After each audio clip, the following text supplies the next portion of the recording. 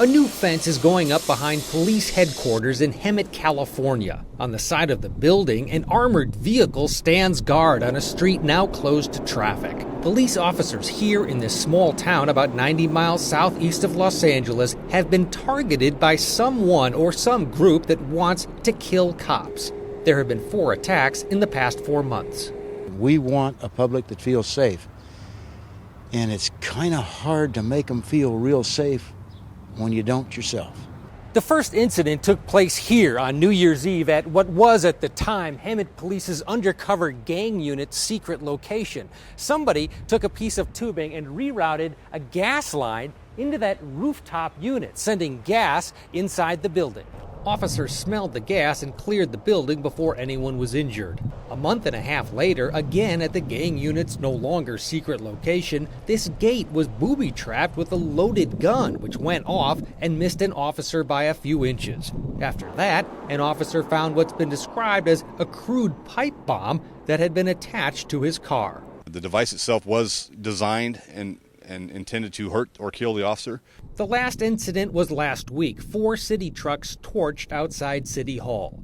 In the wake of the Michigan Militia indictments, a case in which police officers were the alleged target, could these attacks be the work of a militia? Initially, investigators say suspicion fell on the Vagos Motorcycle Club.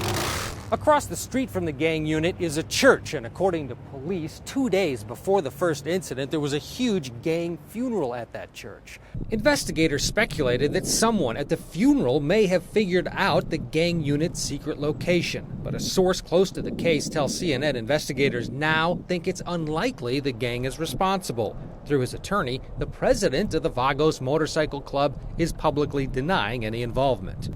We asked former FBI profiler Jack Tremarco to weigh in. He says the crude but lethal attacks, the gas, the gun taped to the fence, and the pipe bomb leads him to think it's an individual with a grudge or a small group with similar views.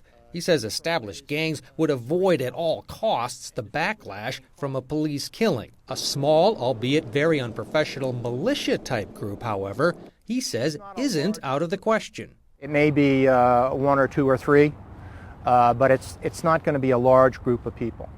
It's going to be someone who is angry or has an axe to grind with law enforcement. The FBI, along with several other agencies, has established a task force to work the case. They won't comment on whom at this point they believe could be responsible.